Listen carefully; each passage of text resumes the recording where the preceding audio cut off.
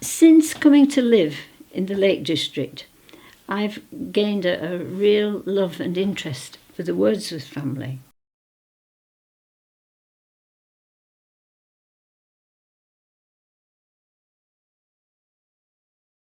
And especially about Dorothy, because Dorothy is such a wonderful writer and writes so many wonderful letters which have been such a help to me as I've gone into study down at Jowood about the Wordsworth children.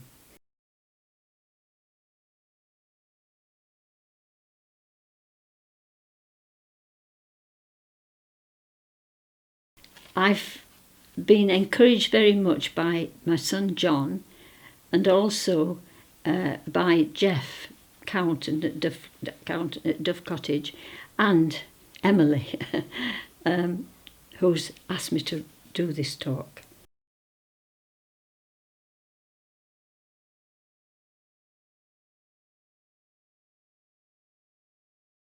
Dorothy had a great love for the Wordsworth children, and she had 3 close friends that she used to write to about them.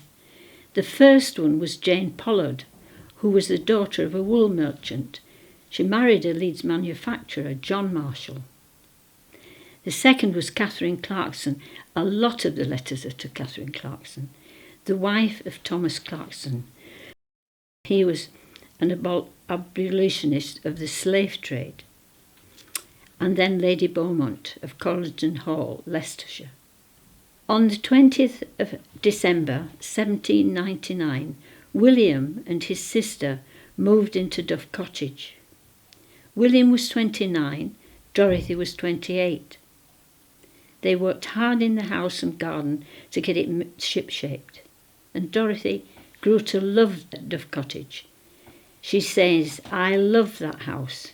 The shelter of those trees, they screen the cottage that I love." Dorothy lived with William as his companion several years before his marriage to Mary Hutchinson, and then Dorothy continued to live with them after their marriage. William and Mary had 5 children, and Dorothy had a niche in her heart for all of them. Their first child, a son, was born on the 18th of June 1803. Mary was 33 years old. This event meant as much to Dorothy as to his parents. She felt for the baby a mother's ecstatic feeling, and writing to her friend Catherine Clarkson, she says, "Oh, my dear, how happy we are in this blessed infant. He is noble looking. He has a very fine head and a beautiful nose, prominent like his father's." John was christened on the 15th of July 1803, and Dorothy was his godmother. When Johnny was 18 months old and Dora 5 months old, the family went skating. Dorothy sat on a chair with Johnny on her knee and was pushed by William. Mary had Dora on her knee and she was pushed by her brother George. They had a great time. When Johnny was 2.5 and the Grasmere fiddler was doing his rounds, all the neighbourhood children came in to dance. Johnny would dance with nobody but his Aunt Dorothy. She was 34 at the time and says that she danced till she was out of breath and said the sound of pattering feet on the stone floor was very pleasant. Dorothy was very fond of her godson and describes him in such detail to Catherine Clarkson. William felt that she wrote too much and said that it would be tiresome for her friends. Dorothy had no such fears and writes, "I feel deeply every hour of my life the riches of the blessedness God has given us." John became a vicar. His first curacy was at Whitwick. His mother went to settle him in, and then Dorothy went to keep house for him. She really enjoyed being with John. She helped him in his parish duties and was so pleased to find how seriously he had taken up his work. In 1828, John was given a small living at Moresby and then at Brigham. In the church at Brigham, at the bottom of the stained glass window, there is a sign which says, "To the glory of God and in memory of John Wordsworth, M.A., 40 years vicar of this parish, and Isabella Christian, his wife, A.D. 1876. John was married 4 times. His first wife was Isabella Kerwin of Workington Hall.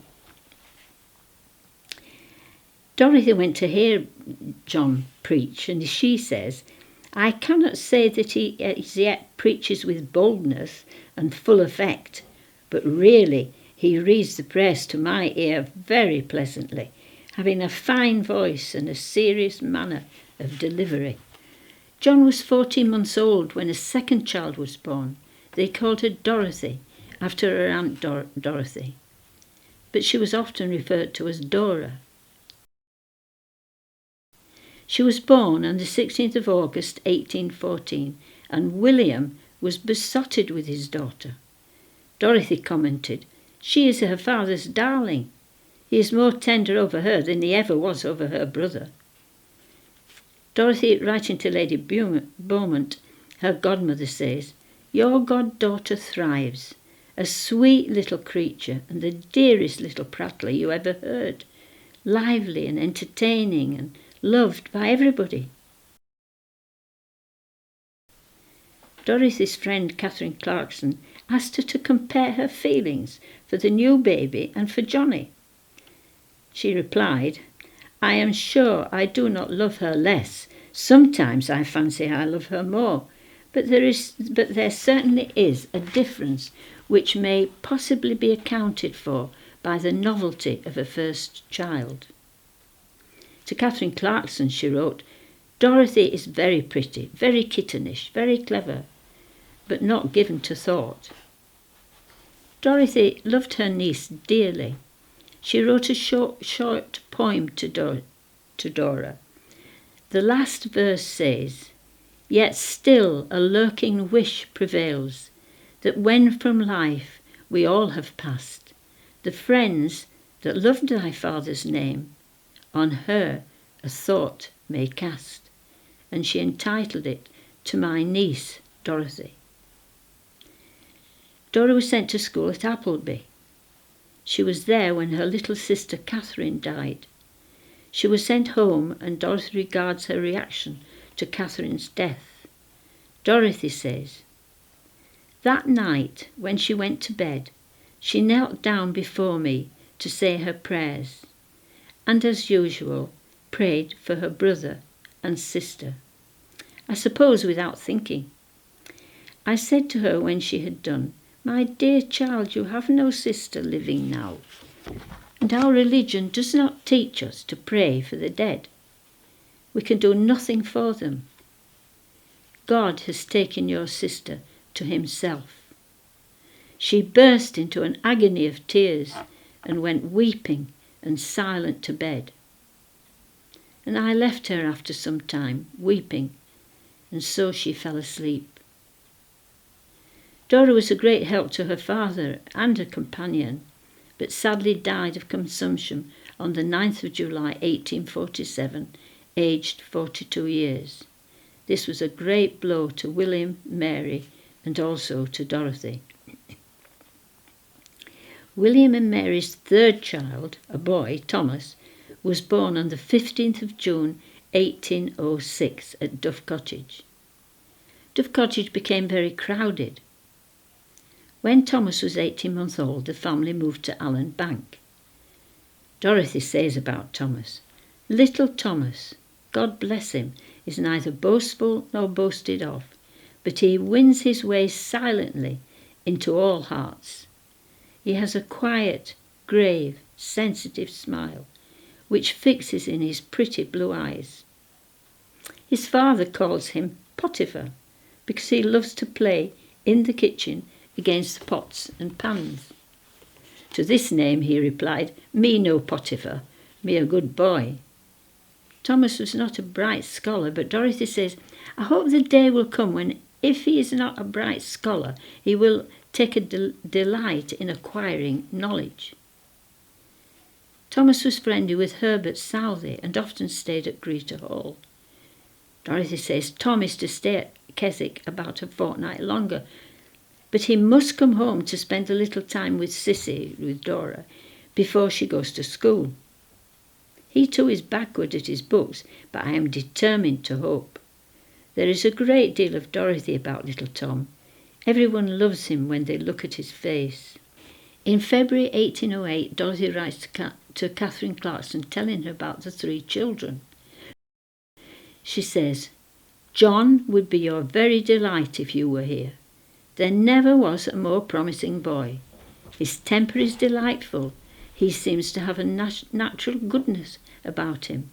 Is tractable as possible, yet as bold and active as ever. Dorothy's all fun and life, a dear creature, but not so good as her brother. Her faculties are, I think, quicker, but John has 10 times the thought, his greater age even being considered.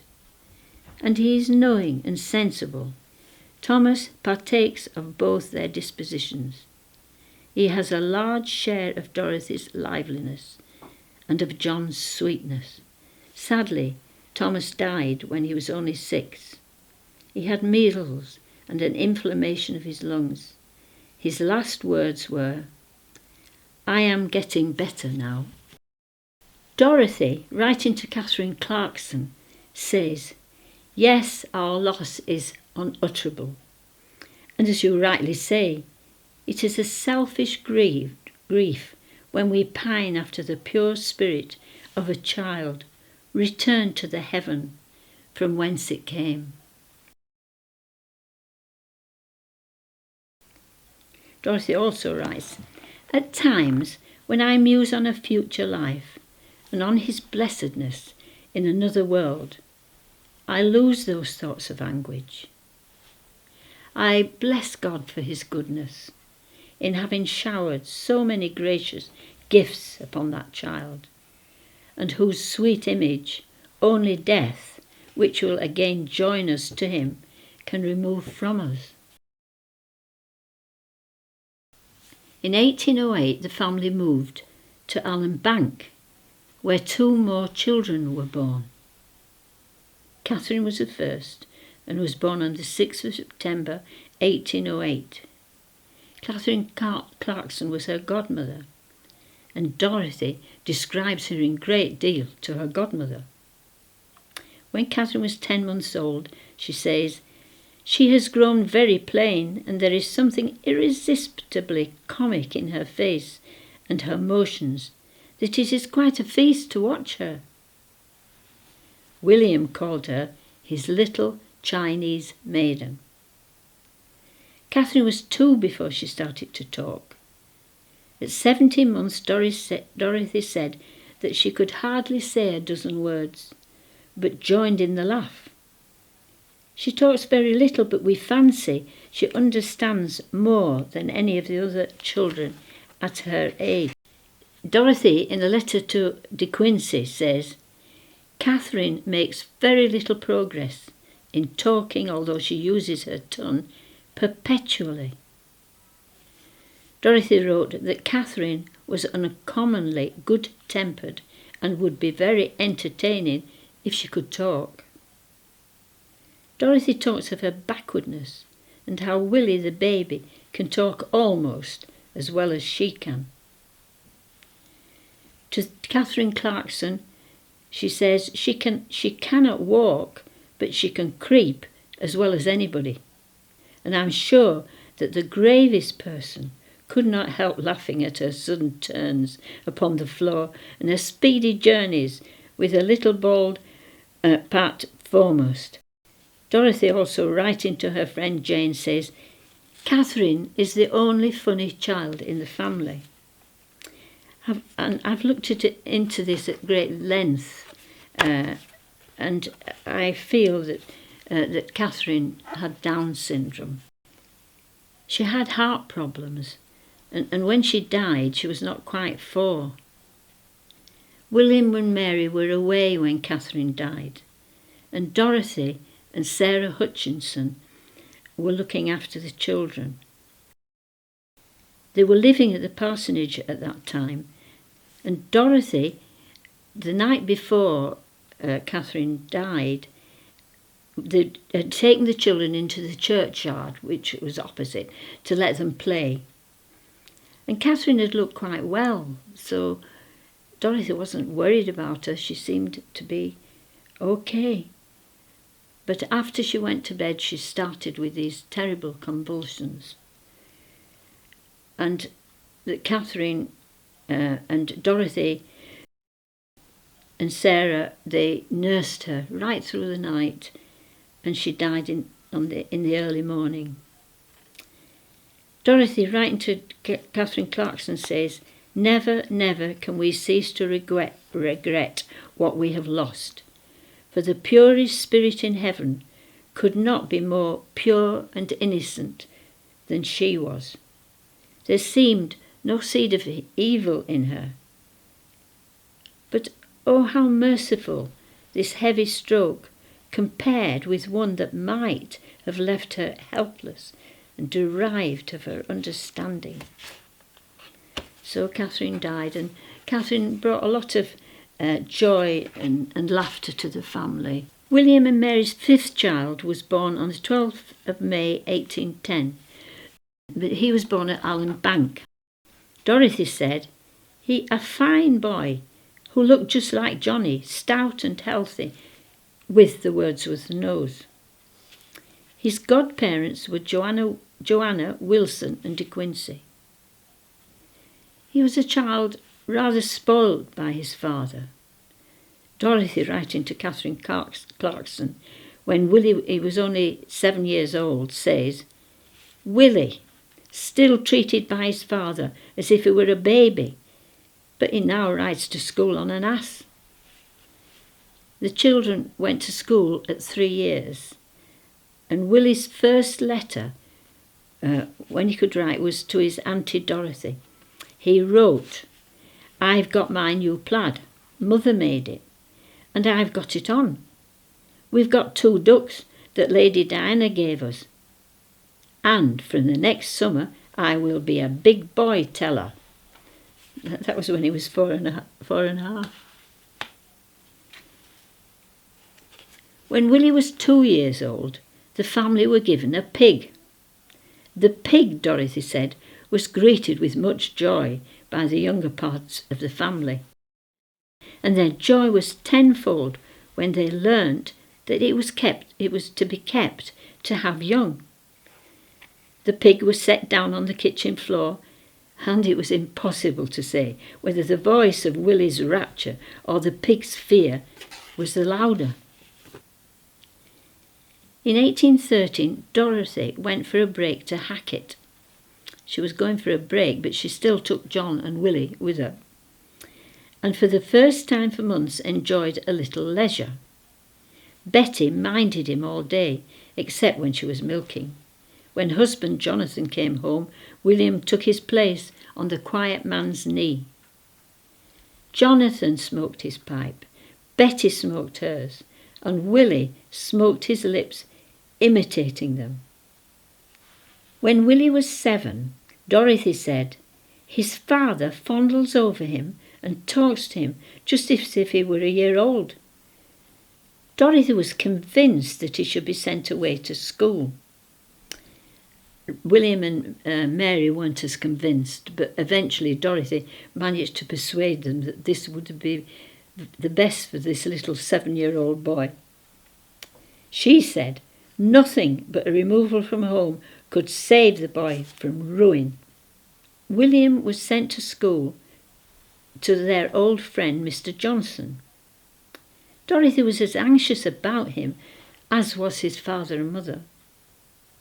A long letter eventually came from Charles Lamb, who had seen Willie. At the end of the letter he says, "Be it pronounced that Willie is a well-mannered child, and though no good student, has a lively eye for things that lie before him." In 1814, when Dorothy was in London visiting friends, She saw a lot of Willie, who was now at Charterhouse. She said he was very sweet and interesting, and in all respects wonderfully improved. The intensity of her life with the children kept Dorothy young. And then she says later on, think how the years go by, how the children are coming forward to take their place in active life, and we are going down the hill. William wrote a poem about Thomas, which Mary said took him years to produce, and which she says were put on the stone at the head of our own dear boy. And I'll just finish with that. 6 months to 6 years added, he remained upon this sinful earth, by sin unstained. O blessed Lord, whose mercy then removed a child, whom every eye that looked on, support us, teach us calmly to resign what we possessed, and now is wholly thine. And it's interesting looking at that poem, like a child whom every eye that looked on loved. Some of these words come in Dorothy's letters, and I'm just wondering whether William got a help from Dorothy, because it took him a long time to write that. So I think that's about all. Thank you.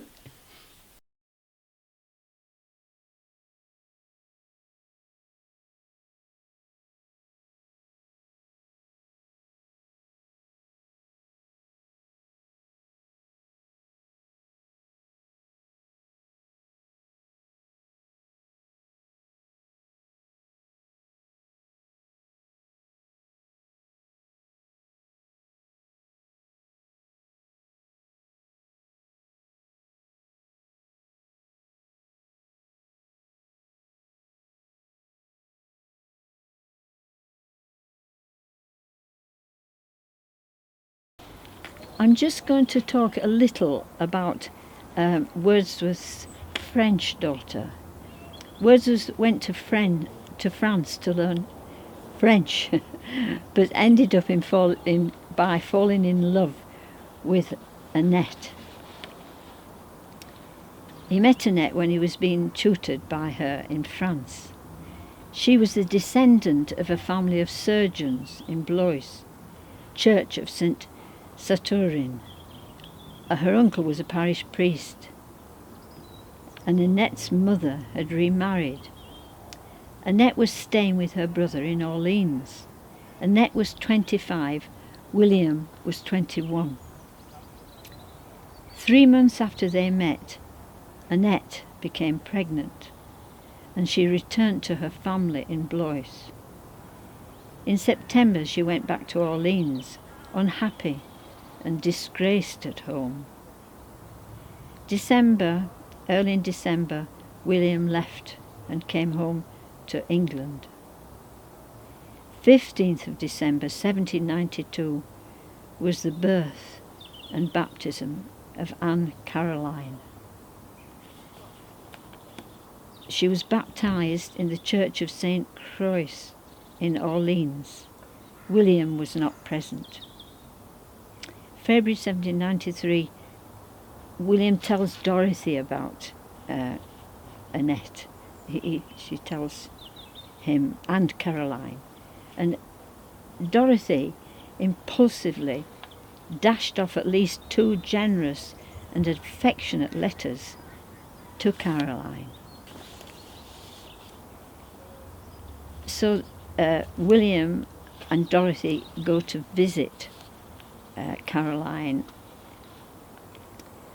and Dorothy says, on Thursday morning, 29th, we arrived in London. We left London on Saturday morning, 5:30 or 6, I've forgotten which. We mounted the Dover coach at Charing Cross. It was a beautiful morning. We rode on cheerfully, and we reached Dover. We arrived in Calais at 4 o'clock.